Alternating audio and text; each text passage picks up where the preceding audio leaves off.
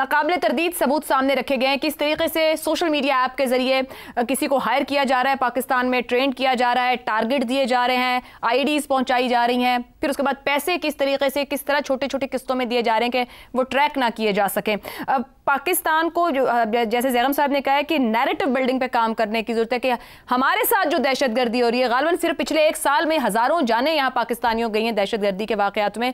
पाकिस्तान को दुनिया को ये पैगाम पहुँचाने और समझाने की किस तरह ज़रूरत है, किन ऑप्शंस को इस्तेमाल करना चाहिए?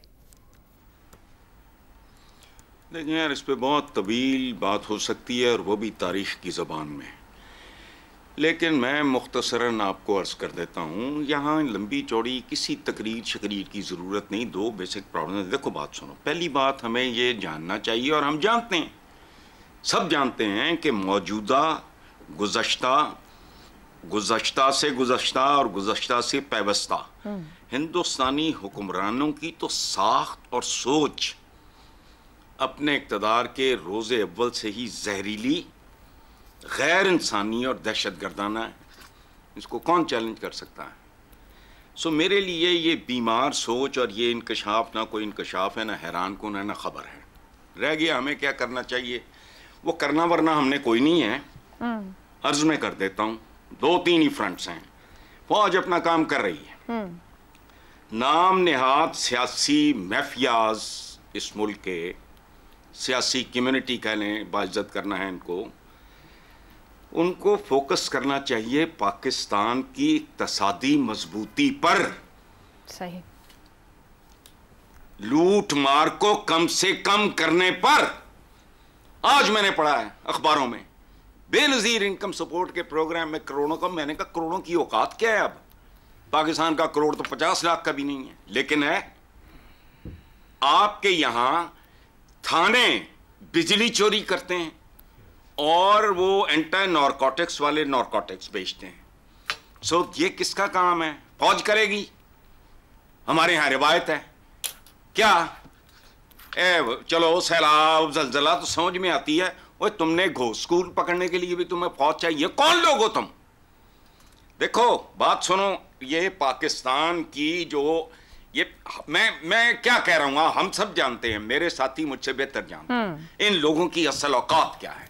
ये कम्युनिटी अगर फोकस हो कि पाकिस्तान में मिनिमम लीकेज, पिल्फरेज और इसकी इकोनॉमी को मजबूत करना, बाकी सब कहानियां हैं। आखिरी बात है, आपके सफारत खाने मैं बहुत अच्छी तरह जानता हूं, I am pretty well travelled. ये कुछ भी नहीं है, इनमें से भारी अक्सरियत ये कुर्सियां गर्म करती है इनको। और नैरेटिव आपका क्या होना है? असल नैरेटिव तो आपका कर्जा है, भूख नंग है, खुदकुशियां हैं, बेरोजगारी है, बढ़ती हुई आबादी है। नैरेटिव क्या है? नैरेटिव हवाई नहीं होते, it has to have some basis. तो वो दो चार बातें हैं मोटी भाई। सही। जिदे कर दाने ओदे कमले भी सियाने, सदियों पुरानी विजडम है। Money makes the mayor go, French में मुहावरे हैं, अरबी में हैं। ठीक हो गया। एक लागर मुल्क तो हर बंदे का जबान लप लप करती है। दुरुस्त हो गया। फौज तो अपना काम कर रही है, इंतजामी और माशी तौर पर चीज़ों को भी बेहतर करने की जरूरत है। हसन साहब का पॉइंट ऑफ व्यू था। इफ्तिखार साहब, नाकाबिले तरदीद सबूत सामने रख दिए गए हैं, सिफारती सतह पर बैनुल-अक़वामी क़वानीन की खिलाफ वर्जी कर मुर्तकिब हो रहा है भारत। क्या ऑप्शंस पाकिस्तान के पास मौजूद हैं? जो ज़हनियत जिसका भी हसन साहब ने जिक्र किया है कि जहरीली, गैर इंसानी और दहशत गर्दाना है, किस तरीके से इससे निमटने की ज़रूरत है? देखिए, पहली बात तो वही है जो हसन ने कहा कि जो हमारे सफारत खाने हैं, सबसे बड़ी ज़िम्मेदारी तो उनकी है।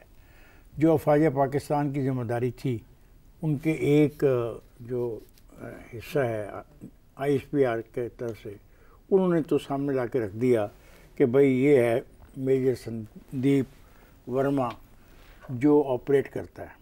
अब पूरा ऑपरेशन उन्होंने बता दिया कैसे ड्रोन का इस्तेमाल होता है, ड्रोन के साथ वो ID लगाई जाती है, फिर वो ड्रोन ID को लेके कहीं फेंका जाता है, फिर सोशल मीडिया का इस्तेमाल करते हुए जिस आदमी को मैसेज देना हो तो उसको मैसेज दिया जाता है कि वहाँ से ID उठाओ, और फिर उनको ये भी दिखाया जाता है कैमरे के ज़रिए कि ID को खोल के इस्तेमाल करके कैसे लगाना है। اور ان کو ہدایات دی جاتی ہیں کہ اس کا نقصان زیادہ سے زیادہ ہو۔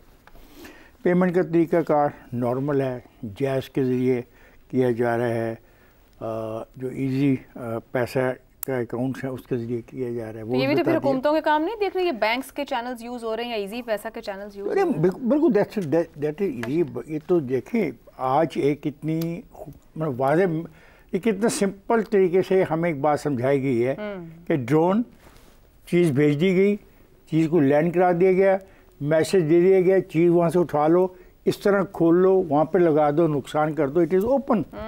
ٹھیک ہے، اب اس کھیل کا کام کو آگے لے جانے کا کام میں ان سفارتکاروں کا، کہ کل آنے والے دن وہ D G I S P R کی اس ساری پریس کانفرنس کو وہاں کی مقامی زبانوں میں ترجمہ کر کے تصاویر کے ساتھ پیش کریں ان اپنے اپنے جو مقابل میں ان کے بیٹھے ہیں سفارتکار۔